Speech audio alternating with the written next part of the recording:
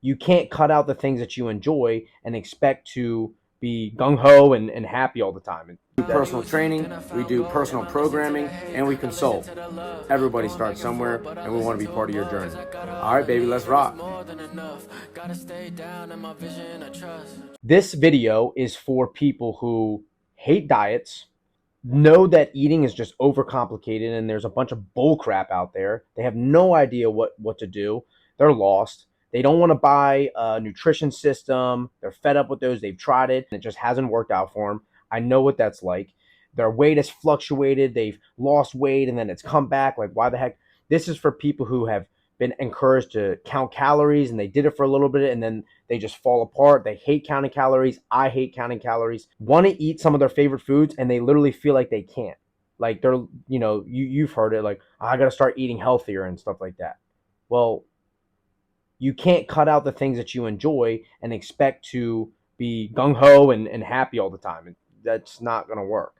So we got to come up with a system. And I have one that I follow. It has put me in great shape. I love the way that I look. Okay. Show off the guns, whatever. Here to tell you that you can eat whatever the heck you want, but you need a system in place to figure out when to do it. It's no BS content. Here's a solution that I've found. I always recommend people pick minimum of 5 or more of their favorite foods in particular categories. You take these categories and then you take these scenarios. Basically, they're energy scenarios. Are you burning fuel or not burning fuel?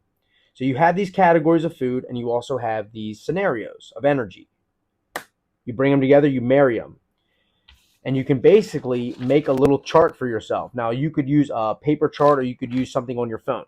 Is whenever you're hungry, you just look at the chart and you decide, oh, okay, yeah, I'm good with that. Let's go. Now, if you're one of those people that is really super busy and they know you need to meal prep, I used to hate meal prepping. I used to be super against it. Now I do it because I grew up and stopped being a baby about it. Once I did that, so now I meal prep. I just look at the chart, bam, it's already ready for me all throughout the week. First thing is going through the scenarios. Okay, what scenarios? Everybody sleeps. So once you've slept from anywhere between 5 to 10 hours, yes, some people sleep more, some people sleep less, God forbid. A fasted state, and you're going to break it. You're going to eat some food. What kind of food do we eat in that? That's a scenario. That's a scenario that we all face. Like, well, am I going to be burning calories in the next couple of hours? Am I not going to be burning calories for a while? Am I not going to be burning calories at all? Some of us don't exercise. I get it. I'm not agreeing with that, but if that's your scenario, that's something that you can tailor to it as you're slowly considering. Not necessarily going to exercise, you're considering a way that you could do that, but you still don't. So everyone is in that position where you're in a fasted state, you've been sleeping for hours, you haven't eaten. And that's a scenario. Next scenario. Let's say you are somebody who does exercise, meaning you're going to be burning fuel. Exercise looks different for everybody. Okay? You listening to this video, watching this video, you might be at a lesser level than me. You don't need to do as much as I need to do to get a response. You might be right around me. You might be well surpassed me. Do you think that I eat like a professional football player or a CrossFitter? No. Because CrossFitters are probably the fittest people on earth next to like wrestlers and boxers. Like, they're crazy. And I love them. Okay?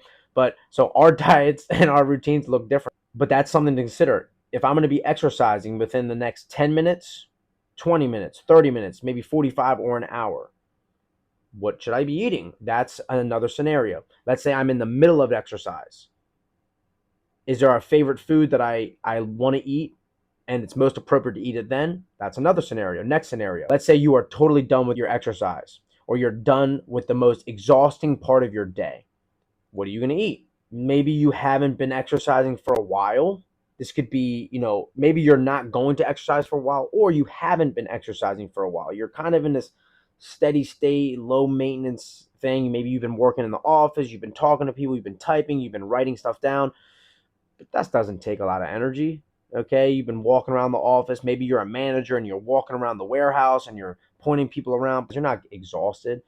Okay, it's pretty low maintenance. Maybe you're a stay-at-home mom and you're getting stuff ready for the kids. You're doing the laundry. You're driving them to school. You're making food. You're just setting the whole family's schedule. You got superpowers, moms. So let's say you're kind of there. Let's say you've been working all day, but now you've been kind of relaxing. You're watching TV. You're getting some stuff ready for the next day. It's low maintenance. Okay. What the heck do you eat then? Last and final scenario, and yes, there are a lot more scenarios, but these are some basic common ones. You're hungry, but you're about to go to sleep soon. Maybe it's been a couple hours since you've actually, done some activity, but nonetheless, you're about to go to sleep and you're hungry. And you've heard people say, don't eat at night. Shut your mouth. Respectfully. Love you. Okay, but that may not be the best advice for you or for me.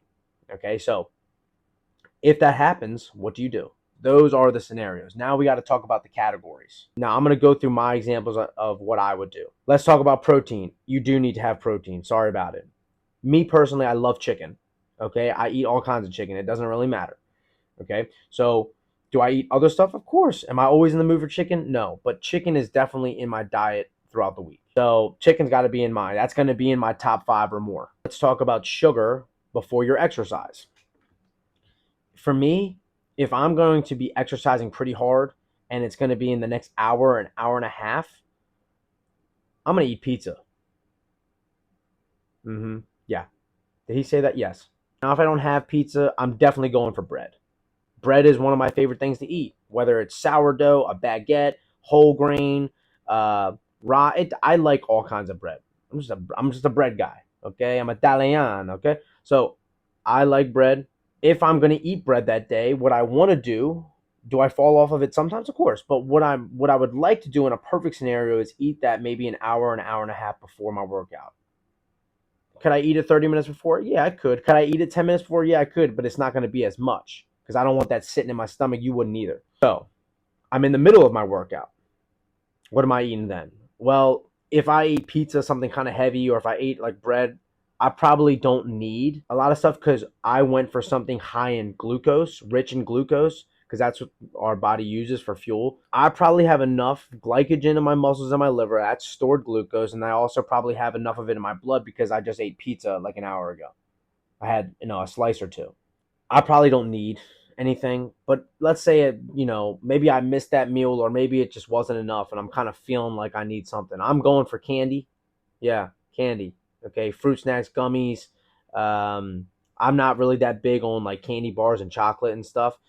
But, I wouldn't mind eating Oreos in the middle of a workout. I wouldn't eat too many of them. Rice Krispie treat, that'd be fire. That's one of my favorites. So that's when if I'm going to eat garbage like that, that's when I'm doing it. Now I'm done with my workout. What would I eat then? I love rice. I like pasta too, but rice is I like rice maybe either just as much as bread or more. Fried rice, jasmine rice, brown rice, all kinds of rice, Mexican rice, all kinds of rice. I'm like, rice is my thing. I'm not going to live my life without eating rice. You want to do that? Go ahead. I'm not doing it. I'm going to have a 6-pack and I'm going to be eating rice. That's what I'm doing. Now I'm going to add that in with some protein because I just finished a workout. So yeah, I want to put the protein back in too. And I'm going to seriously try to avoid eating it when it's been hours since I've worked out around, but I haven't been like huffing and puffing. I haven't been sweating hard. I'm not exhausted. That's the time of day for me where if I'm hungry, fruits and vegetables. We do need our vitamins and minerals, and that's what fruits and vegetables have a lot of. So do I love eating fruits and vegetables? I've gotten a lot better at it, but when I was younger, no, I didn't like eating that stuff. I'm sure there's a lot of us who don't. Stuff. It doesn't taste as good as a cheeseburger. Like, what are we talking about here? So if I'm going to eat it, that's when I'm eating fruits, vegetables. I got my favorites. You pick your own favorites. But, low maintenance activity, I'm hungry, then I'm probably going for that. And I'm going to go for the ones that maybe fill me up a little bit more. Now, final scenario, it's about to be bedtime and I'm hungry. Well, I got to have fats in my diet. You do too. Nuts, legumes, avocados, stuff like that. Fatty oils and from fish and stuff like that. So I'm probably going to go with trail mix. That's just me. Fats actually can kind of help ease the process of going to sleep. So I try to stay away from eating fats during the day because I tend to get really sleepy in the middle of the day. I'm the definition of a power napper. Like when it's later in the day or I've been away from exercise, what I try to cut out is glucose as much as possible. I eat glucose closer to my workout. That's basically it. That's the timing. If there's any takeaway from that, that's what I hope you picked up is anything that's high in glucose. Try to put that around your workout. If it's not around your workout, try not to eat glucose as much.